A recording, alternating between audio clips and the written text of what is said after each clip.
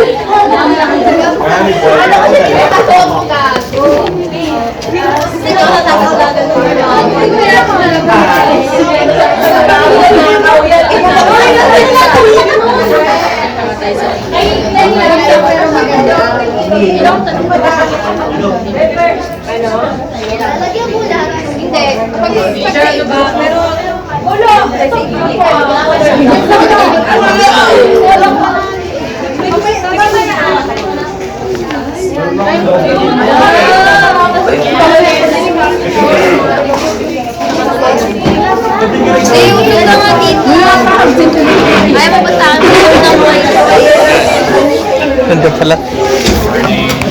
Morning pa! Bagay sa...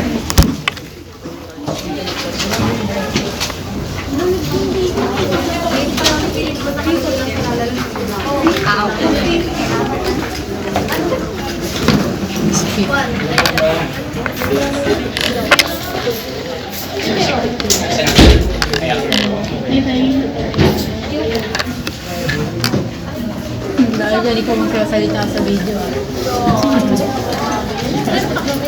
Ganyan si... Wala na.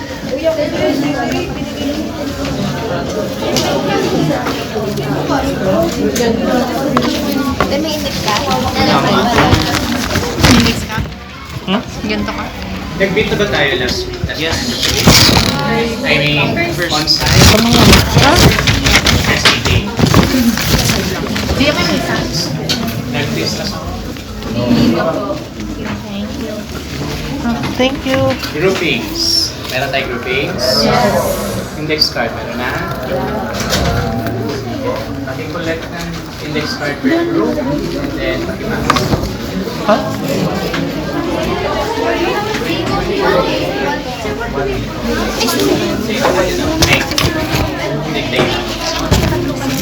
Alright, after passing index card, here are the informations you need to write on it. Okay? Here, I want you to prepare the index card so that the instruction will be as this.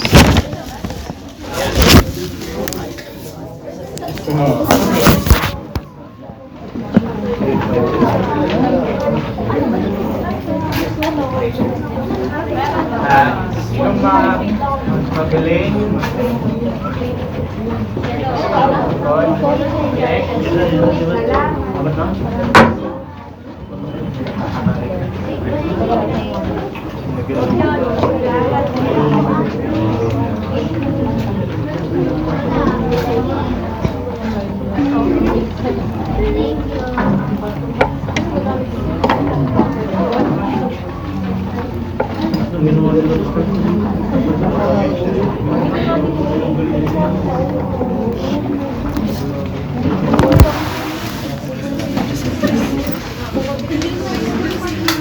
Right, on your index card, I want you to write down your complete name, your information. Start with your surname. Surname, comma, followed by your given or first name, and then your middle initial. Okay? And then, underneath sa pangalan nyo, yung next line, okay, include your course, your section, your year level, and then below it, your group number. So that's gonna be name, surname, middle name, initial, your year level, course, section, and then group number.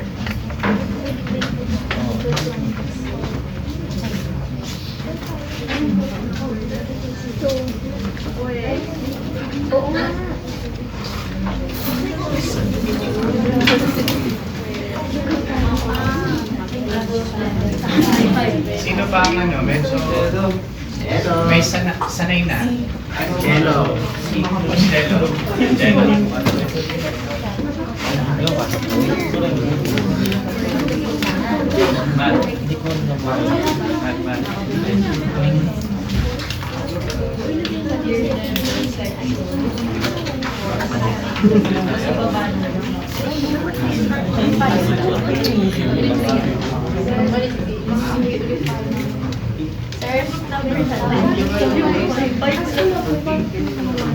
Ay, mamaya, yes, okay. Okay na?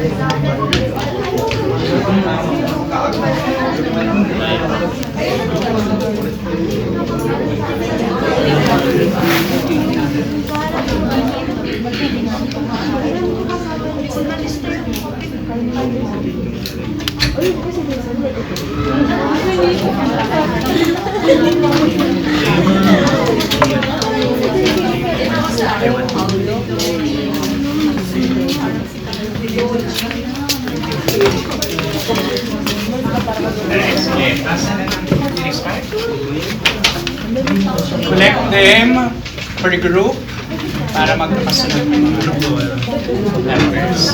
And then, sino yung wala? Students who are not yet assigned with the group. Sino? Ilan? Apat lang. 5. That's your problem. Piston. 5, 4, sige. You join group 1. 5 groups tayo, correct? Tama? 5 groups. So you join group 1. Gonna be group 2. Group 3. Group 4. Anyone else? Group 5. Okay? Anong group ka? Group 5. Okay.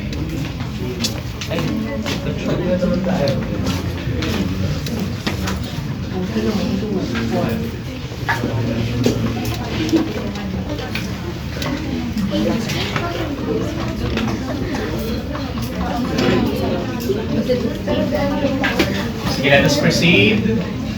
Okay, ano? Okay na.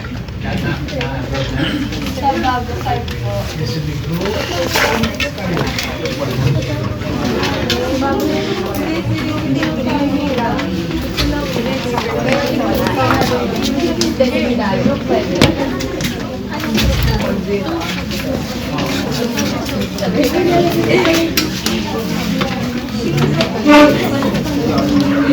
About group 3.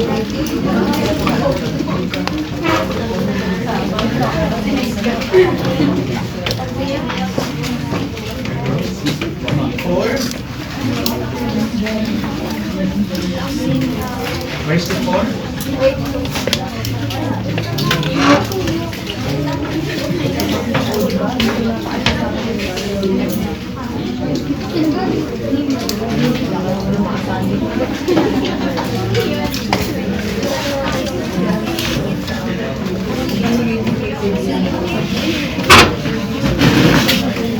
Alright, where's Sanso?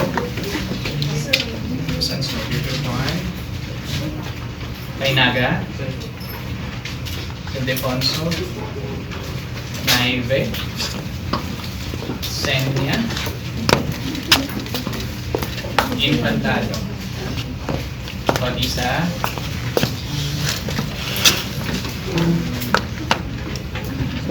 Okay, for group 2, we have Galarte, Obilio, Ortega, Villalba, Avendaño, again Obilio, where are you? Revelo, Palermo, Mangulabnan, Lidayan, Pagitan, Rio, Da Costa, Padula, Guzman, Yanko, Mitra, Marukot, Nolasco, and Ulangas. Refugio, Rivera, Rivera Robert, Camille Rivera, Tolentino, Recorba, and Losa, Antonio,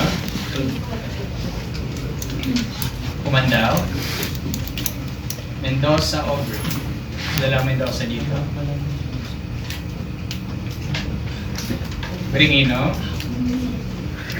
Clemente, Leones, Binduan, Izo, Bagunsan, Mondejar, Muega, Credo, and Manalo.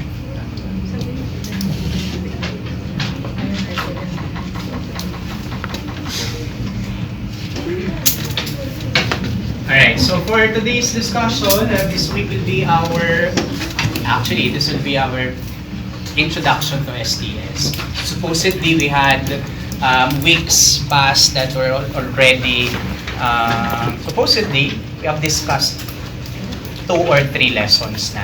Okay? But for very unfortunate events, cancellations, programs, orientations were held, and so we have to adjust.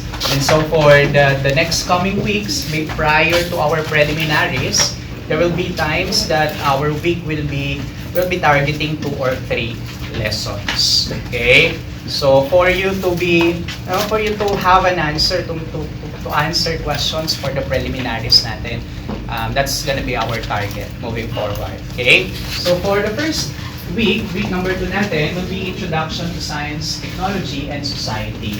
So as I mentioned last time during the introduction and orientation, this will be an interdisciplinary course wherein we'll be mentioning concepts on science, applications on technology, and how it affects and drives the society as a whole. Or sometimes individually, how does it affect a member of a society? Okay, so here, let us have our learning outcomes. There are 3.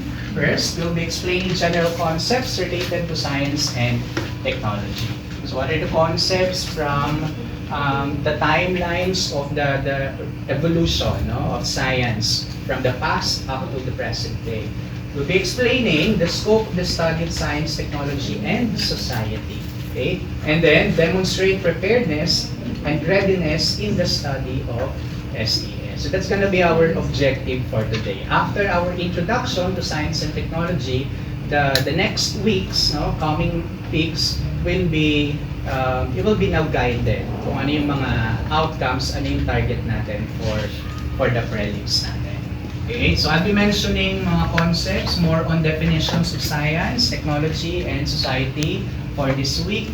Para yung mga terms na yon, when you hear them as we go forward, may idea kayo. You have the idea of what it is. Okay?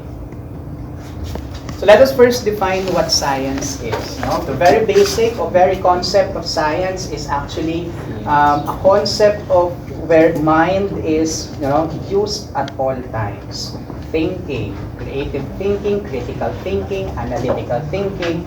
These are types of skills that you need to hone within you for you to understand and analyze and see what science really is. So here, science is a word coming from the Latin origin, which is scientia, means knowledge. So we all agree that science is directly connected sa knowledge na. Most of the knowledge na nakuha natin, most of the knowledge that we get from school, outside of the school, is directly connected to science. Correct? Everyday lives, we do things science-based. Correct? Give an example. Day-to-day task which you do,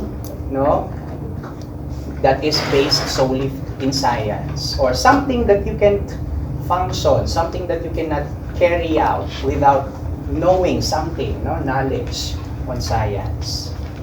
An example? Any task that you do? Yes. What's your name? Pagpapakulo ng water, boiling of water. What's the science concept behind boiling a water? Heat energy, transfer of heat, Heat coming from a chemical type of energy inside your tank, or electrical if you have induction. Transfer of energy or conversion of energy is applied. It's a science concept, and without it, we cannot carry out this simple task.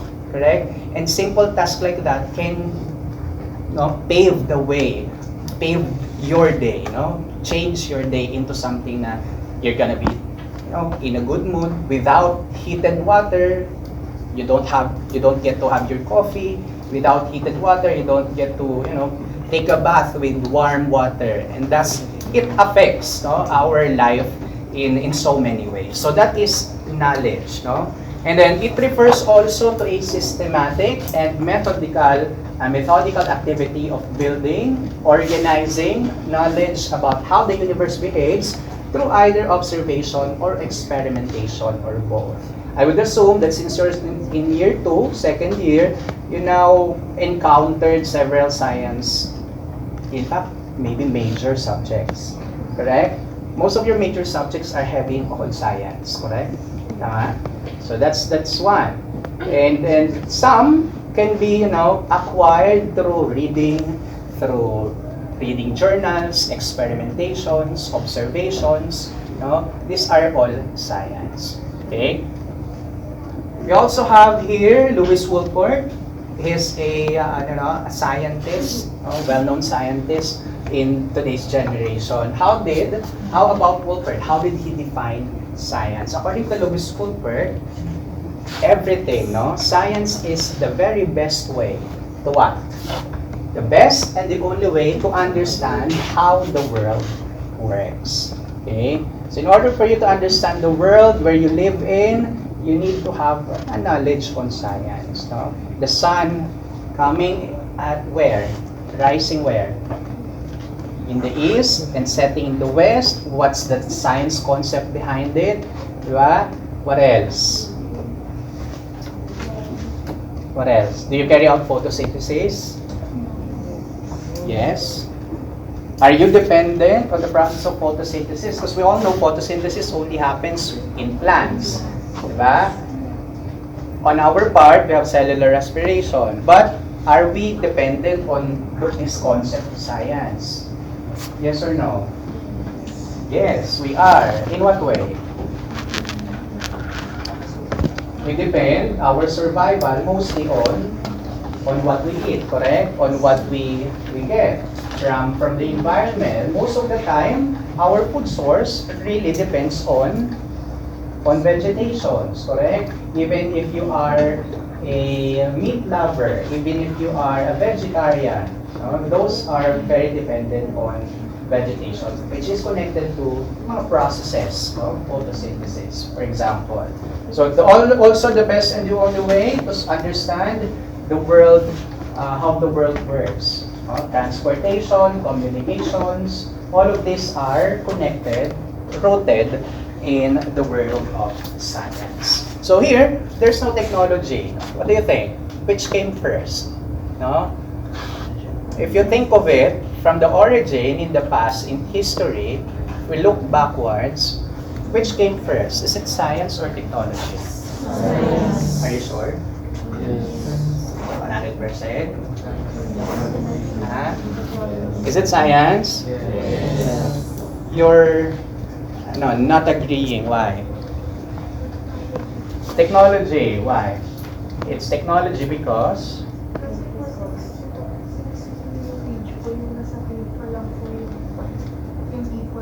discover po nila yung use ng mga gamit po before nila na-discover yung fire po, for example. Long time po before nila na-discover yung fire. So going back in the times where people are still living inside caves, there's no science concept pa. Correct? Merong tools, and tools are examples of technology. No? So technology, back then, came through not because there is science already. What is it? What's the reason why these cave people figured out in order to make their living easier, to crack solid materials wherein andun yung food nila, they make use of stones, diba? They make use of sharp objects to crack it up. And so, what's the reason? Ano yung reasoning doon? Since there's no science yet, wala pang concept doon, ano ba yung naging pangunahing driver? What's the motivation there? Yes? Survival. Survival or the needs of this people. Yung kanilang necessity, yung kanilang pangangailangan nila. Okay? So, in order to survive, technology were introduced. Technology were, little by little, were introduced to them, as in their society, as part of their living, in their survival. Okay? So science also can be defined according to John Hilbron. So John Hilbron, he considered science as what? Modern science is a discovery as well as invention. During the 19th century, there was a big shift in the notion that science really is important for invention. Without science concept, technology will not be, present.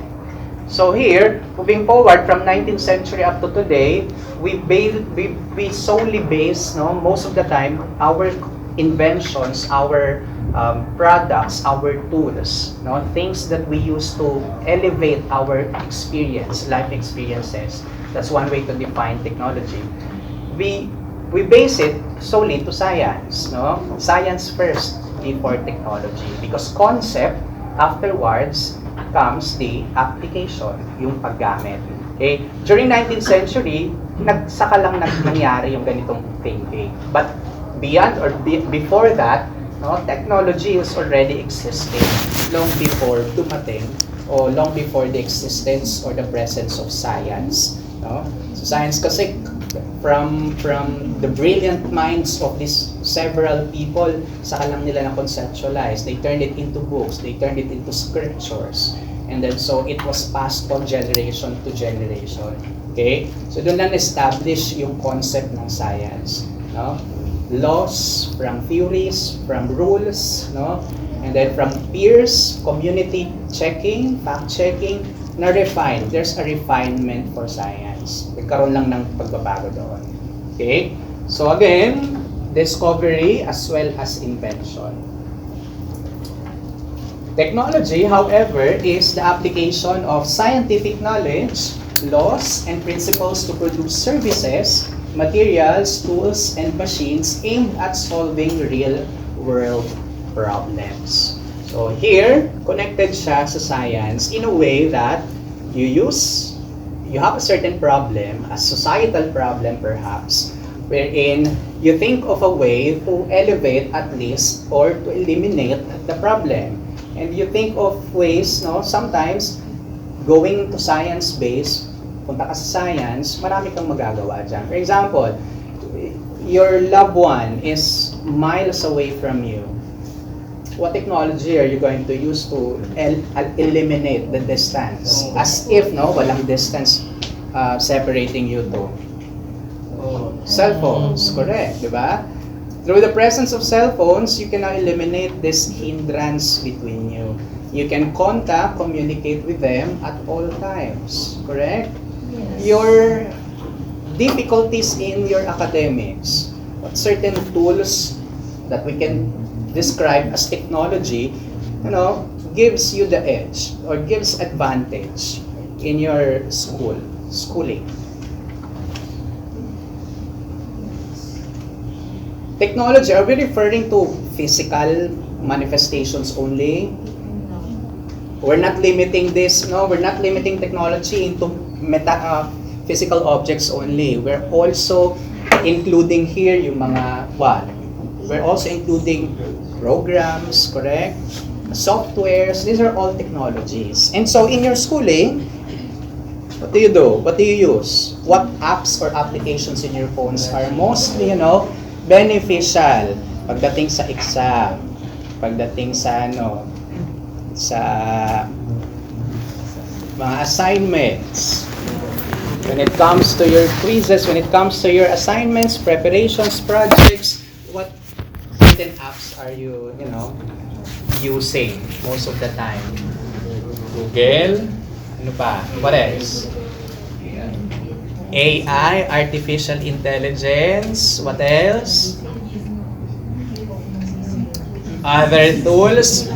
So while they are, beneficial to most of us, there are certain limitations in using, in the usage of these certain things. Kasi not all the time they are, allowed. They are, gives us benefits. For example,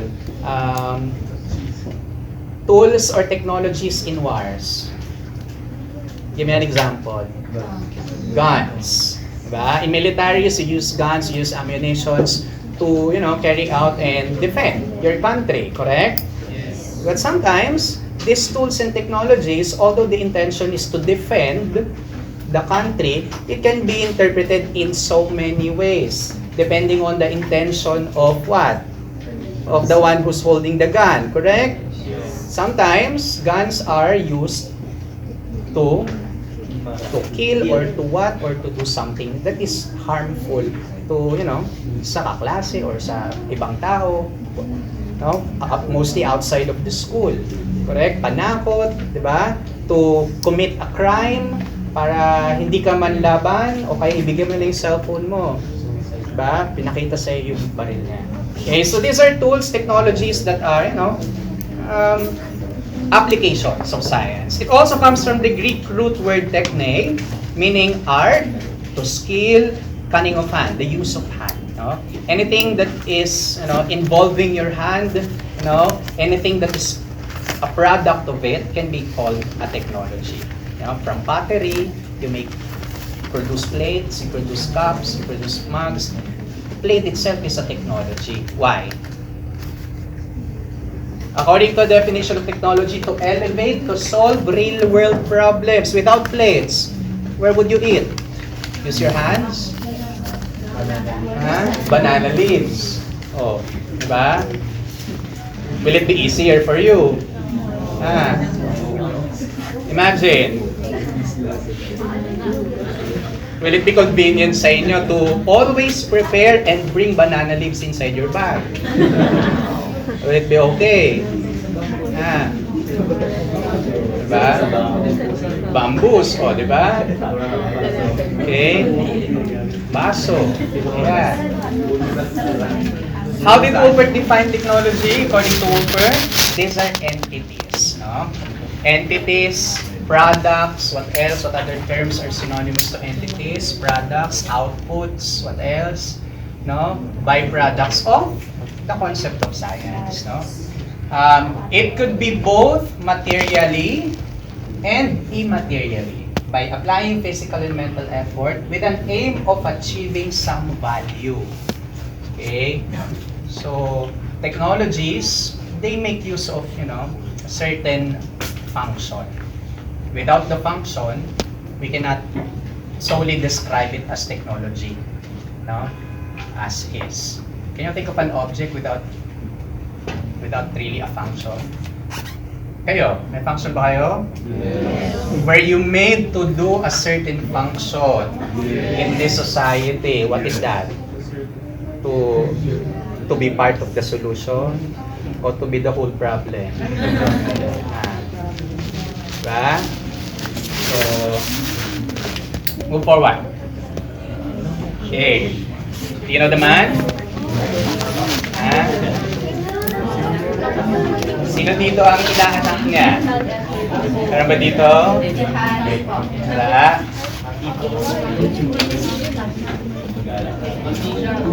Saan sa mas kilala? Pinakilala? Sino dito ang walang Facebook? What's that? Personal decision na love Facebook?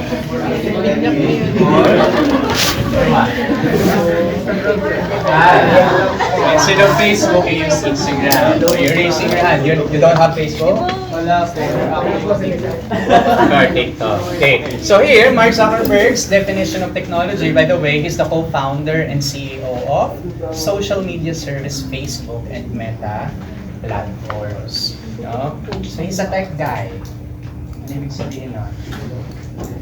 If you are termed, you are described as a tech person, it means magaling ka sa technology. Magaling ka sa technology. Magaling ka sa technology, you love doing technology, and most of the time, your field of work or your career is in technology. How do you think Mark Zuckerberg defined technology?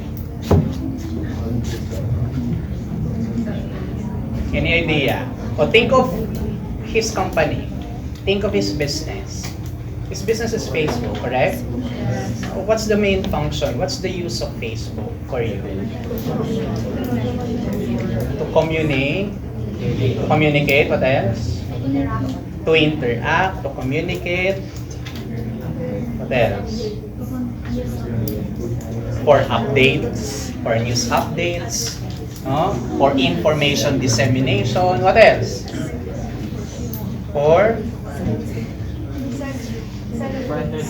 cell phones. What else? For advertisements, entertainment. What else? Business, politics. Politics ba involved na rin sa Facebook? Yes. What else? So many things are, already available. One click away. Using your Facebook, you can either be informed or be misinformed. So which one are you? Are you the one who, verifies everything that, you see in your timeline? Or are you the one who, just by looking at it, medyo naniniwala agad? You get to believe right away, instantly, what you see in your timeline. Are you that type of person? Well, Mark Zuckerberg, according to him, what defines a technological tool? It's the definition. It is actually something that takes a human sense or ability and augments it and makes it more powerful. So, for example, I wear contact lenses or glasses. That is a technology that enhances my human ability of vision and makes it better. Try to focus on the first phrasing ni Mark Zuckerberg. How did he define the technology? Augmenting someone's senses. When we say to augment is to what? To enhance, correct. To augment, to enhance, to develop. No? Augment someone or your human senses. Okay? Example niya yung contact lenses. It's an example of technology that augments or, makes his vision more clear or clearer. Okay, what other things? In his Facebook, what kind of senses were augmented by his business, by his company? Senses such as, meron tayong taste. What else? Vision, sight vision. Okay, what kind of senses were augmented if you are using Facebook? Vision, auditory, what else? The sense of audio, auditory, how does Facebook augment your sense of your sound? What? How does it augment your sense of hearing? If you're using Facebook, for example, or any tool, what tools or technologies are, used by us to augment our senses? Let's say hearing.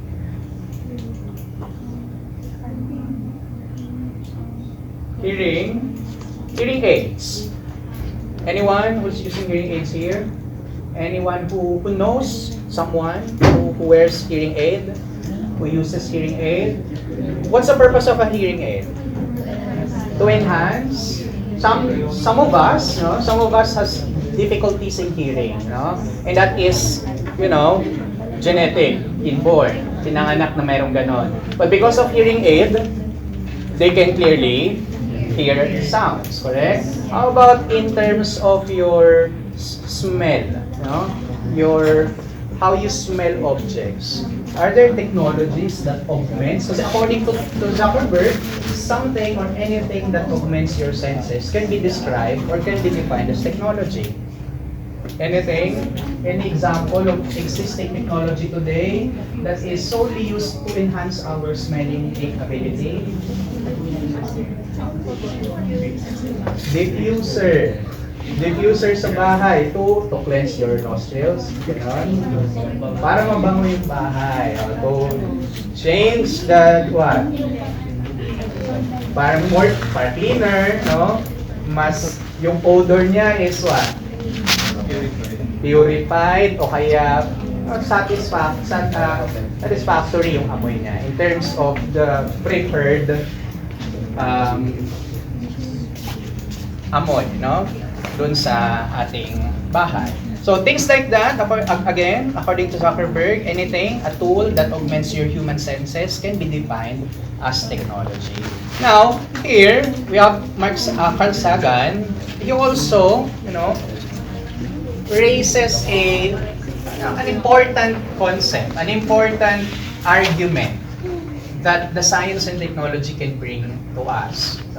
In fact, here's challenges and downsides of science and technology. According to him, we live in a society absolutely dependent on science and technology, and yet have cleverly arranged things so that almost no one understands science and technology.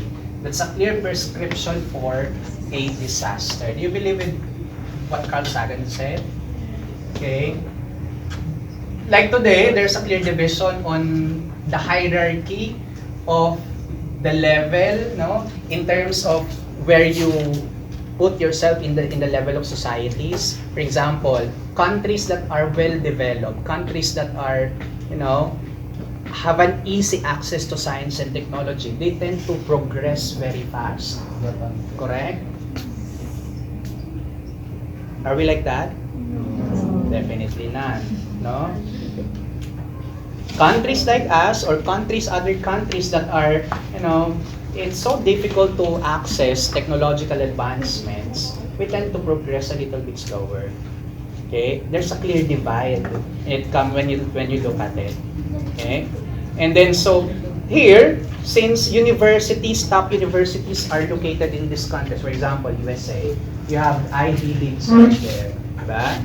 And then these countries, these universities produces high quality of graduates that soon will be used to be part of their progress. Madali sa kanila yan kasi they have that means. But for countries, for some, we don't have that kind of accessibility. We tend to, make use of what is available. And then make extra effort into, researching, into doing something para mas makapag-access tayo sa mga, knowledge on science and concept. Diba? For example, nuclear plants. Nuclear plants are well used in Japan, and thus making their cost in electricity cheap. Diba? So, lahat pailawan mo, lahat ng ilaw mo sa bahay mo nakabukas. no? All year, 24 hours, 7 days a week. Okay? It's not gonna be an issue for them kasi it's cheap. Correct? But here, sa atin, science is actually can be a tool to divide and to stop us from evolving as well. Because of our fear in nuclear failure, in nuclear disasters, di ba? We are limited to make use of what is available and to depend on fossil fuels, which is very costly, very expensive, di ba? Correct? So, yun. Because of the fear, because of science and technology, the deciding factor, the community or the society is greatly affected by it. Okay? How they move forward. So, science, technology, and society defined as well. It has traces, its roots during the interwar period and into the start of the Cold War. So here, bago pa before, prior the Cold War and the interworld, there's already yung the looks of it, the authority, the hierarchy of wherein if you are a graduate or if you are a master of a certain discipline, for example, if you are studying physics, if you are holding a degree in chemistry, in astronomy, and things like that, in mathematics, mataas ang tingin sa'yo agad. No? Mataas agad yung level ng placement mo sa society na kinabibilangan mo. Also, during that time, it resulted from recognition that many schools today do not really prepare students to respond critically, reflectively, and proactively to the challenges of the contemporary world. Since our world keeps on changing, you know, science is also, it should be hand in hand. Okay, the changes must be accompanied by science as well. Okay, so one societal issue is that one. A result of questions about its dynamic interactions with various aspects of society and was thus viewed as socially embedded enterprise. It seeks to bridge the gap between traditionally exclusive cultures of humanities and the natural sciences or the rational thinking. Okay? Traditional, interpretive, mostly on the way a certain community believes in a certain opinion or in certain topics. Diba? Rational, more on scientific based ang kanilang way of thinking. No? So through the help of science, technology, and society, the gap between these two groups of society should be, close to an end, put into an end. Okay, Lewis Wolford, the Medowar lecture in 1998, is science dangerous? According to him, in contrast, technology, reliable scientific knowledge is value-free and has no moral or ethical value. No? He made emphasis on the word reliable. And when we say reliable scientific knowledge, that means is a hearsay part can a hearsay be described as a reliable science knowledge? No. In fact, reliable scientific knowledge is something that you can, be verified. It can be verified. It is truthful. It is factful, and it is science-based. Okay? It's free of value. No? Value-free. Dapat lahat tayo, all of us, has an access to this kind of knowledge. Okay? So, it has no moral or ethical value. Because it's a fact, because it's the truth, it doesn't have a bias on a certain community. Okay? So, regardless of whether it is a good or a bad thing, since it's truth, since it's a fact, it is as it is, science concept. Hindi yan binabali, hindi yan ini-skew para to benefit your side. Okay? Hindi mo ini-interpret ang science in a way that that will benefit you and harm others. So that is science according to Lewis Wolford. Now the term conflation here is described as a danger to the combination. Pag sinabi natin conflation, when we say conflation, it is the forceful combination, or you're forcefully combining two worlds. Here, the world of science and the world of technology. And when it is done forcefully without proper precautions, it could be dangerous. It can bring harm to any members of the society. Okay?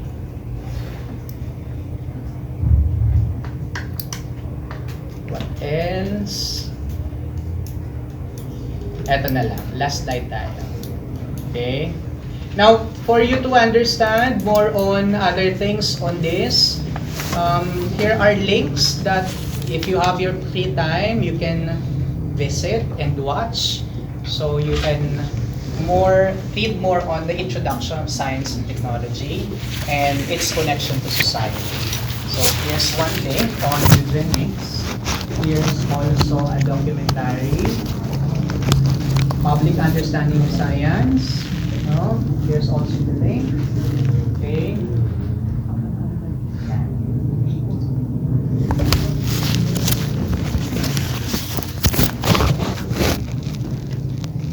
Alright, so the last slide natin, let's go to the 10 emerging ethical dilemmas and policy issues in science and technology. In the year 2020, there was a book published in which it enumerates all the technological advancements that we are using right now that can be sometimes beneficial or sometimes harmful depending on how you use it. Okay? Can you guess a tool, a technological advancement that is part of this? Top 10? AI is one, correct. Ano pa? Wala? Ayan. So we have science of skincare. Number 2, we have AI and gamification in hiring. Okay, have you ever heard the terms? Pseudoscience of skincare. How about AI? Gamification in hiring. Are you familiar with this? Sometimes if you are on application, if you're job hunting, most of the HR departments are using tools to make their lives easier. But sometimes, since this is AI, this is technical or technologically based, your attitude can be changed, diba? Instead, when you are doing personal interviews, diba, iba yung pwede mong i-manifest in front of the computer and in front of a real person yung nag-interview sa'yo. Pangatlo, we have predatory journals. Predatory journals, sometimes if you want to write, if you have the hobby of writing, most of the time you publish it on sites, online, correct? Now there are sites that will get your will get your rights or write-ups, and then make money of it without you knowing. Okay? So that's an example of predatory journals. Okay? And then what else? HARPA, Safe Home Proposal. Ito ay connected siya sa education, directly connected sa education, your lifestyle, in which you are sometimes parang guard. Parang siyang CCTV camera that captures your activities all throughout the day. Would you like that if you're the student? This is an app, which is accessed by your parent to know all your doings. Are you into that? Class Dojo and classroom surveillance. Similar also kay HARPA Safe Home. Okay? Educational tool din siya. Similar siya kay ClassIn, similar siya kay Google Meet, similar siya sa iba pang mga classroom apps na pwede nating gamitin to carry out educational services. But this one, it has mga criterias. Cameras, are you into it? Open lagi ang cameras, laging bantay sarado, for example, in layman's terms. We also have green spots. Okay? Binge boss ninyo, sino dito yung mahilig mag-shopping online? Ayan. Most of the time, nakaka-encounter kayo ng mga binge boss. Okay? Project Nightingale. We also have student tracking software, corruption of tech ethics, and then deep fakes. So these are the 10 emerging ethical dilemmas and policies issues in science and technology. Okay? So hindi na natin siya isa-isahin. This will be part of your first output. Okay? And this will be done per group. Okay? Since 5 groups kayo, you have 10 ethical dilemmas, you'll be dividing it into 5. And so you'll be receiving 2 ethical dilemmas. In which you will answer several questions, focusing on the assigned topic. You get me? Okay. Alright, so for group work 1, review the 10 emerging ethical dilemmas of 2020, the one that I have presented on the previous slide, by the John J. Riley Center for Science, Technology, and Values of the University of Notre Dame. You have been assigned groups of 5, members of each, and 1 emerging ethical dilemma per group. So in this case, I'll be assigning 2 ethical dilemmas per group. So research about the nature of the science and technology. What is it about? What it does? Who's the target audience of that application or that technology? Put that into your research. And then, prepare to report the highlights of your group. Not necessarily putting into slides. You get to take the stage for the next meeting natin or for online. Kung online, obviously you are required to make a slide. For you to present it to the class. Pero when it comes to on-site, just standing here and then asking questions. Okay? So create no more than 5 slides. No more than 5 slides, meaning only the highlights of your work will be put into your slides. Okay? I don't want to see so many letters. I don't want to see several paragraphs of something that, will lose you along the way in explaining your topic. So group work 1, here are the questions, guide questions. So while you are presenting your work, here are the questions that you need to answer. So what is the science and technology all about? What is it about? You can define, describe it. You can actually describe the proponents, what were the intentions in making it, and what were the target audience for it. And then, what factors or events led to the introduction of this science and technology? Question number 2 should answer as a real-life problem. What's the real-life problem being solved, or, by the science and technology na naka-assign sa inyo? Number 3, what ethical dilemmas does the introduction of the science and technology assigned to your group pose? Okay? Limitations. Too much love can kill you, right? Tama ba? Same way here. Too much of this could also pose harm sa inyo. And what are those? Okay? Why is it important to question the moral and ethical issues surrounding the assigned science and technology? If it is too much already, what is the need to stop it? And then, what are the ways to stop it? And then, lastly, in the face of this new science and technology innovation, why is it important to study science, technology, and society? Question? Sure?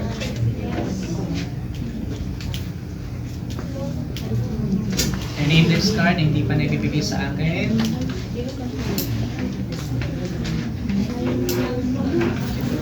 Yeah. Alright, sige. For group 1, this will be your topic.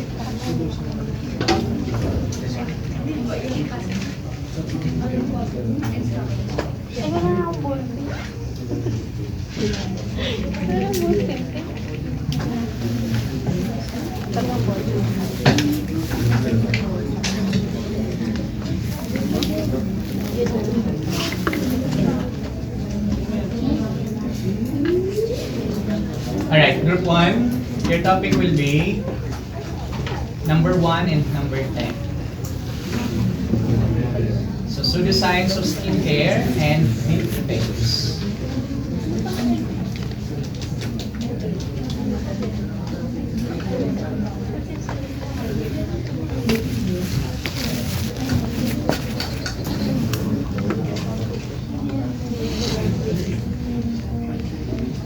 Alright, group number 2, that's gonna be the pattern. Group 2 will be number 2, AI and gamification hiring, and then number 9, the corruption of tech ethics.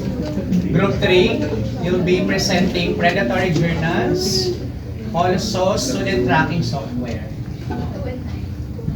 Yeah, 2 and 9 will be for group 2. For group 3, 3 and 8. For group 4, you have HARPA Safe Home proposal, and then the project Nightingale. And then for group 5, you have 5 and 6. 5 is class dojo and classroom surveillance plus green shots.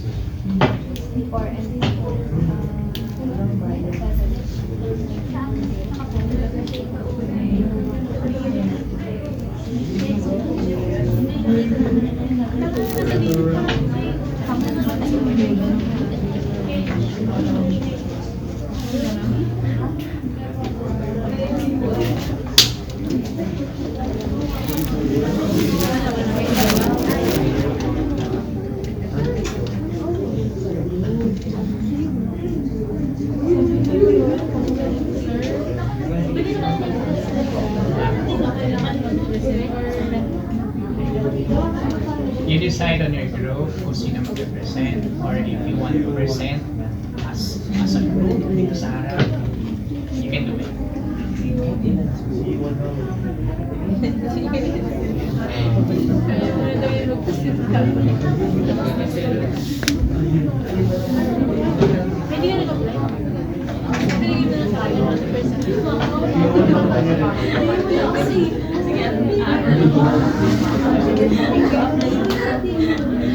Alright, questions?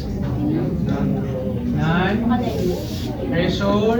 Next meeting natin will be Monday online. So this will be online. Your presentation will be done online. So be ready for it. Okay? Na-try nyo na ba mag-present sa class 8? Before? Now, if not, you can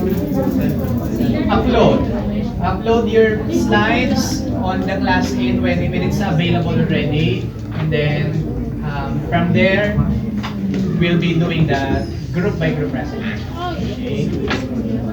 So if there's no question anymore, I'll be going to dismiss you earlier.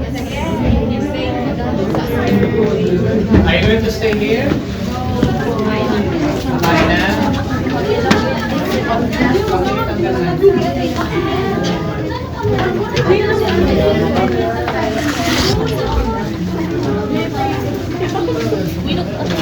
Ay, kayo?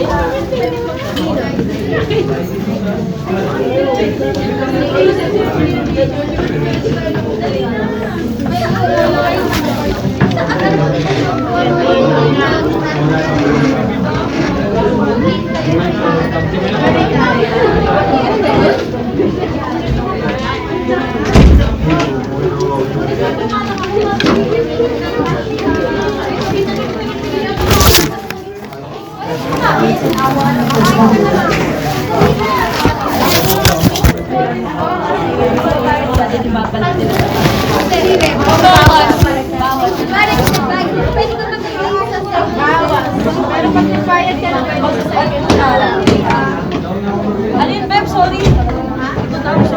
Kapag second step, pwede yung Nakapagbayad ka na ngayon.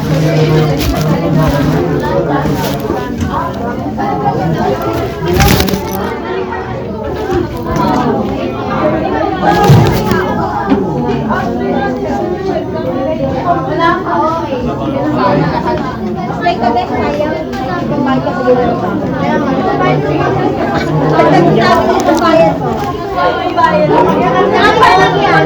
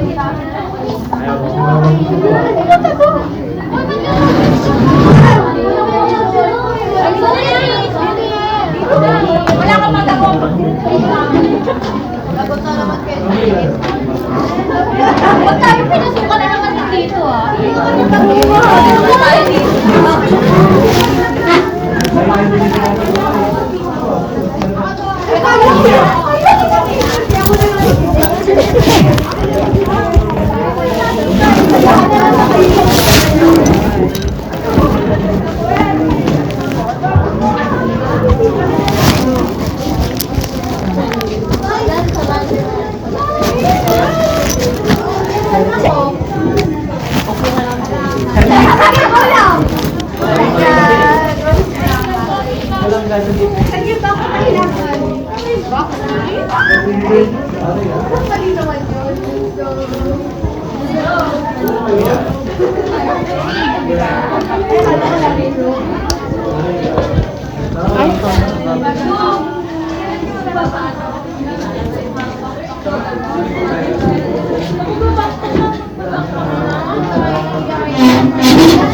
Saan ka mamaya? Saan ka rin?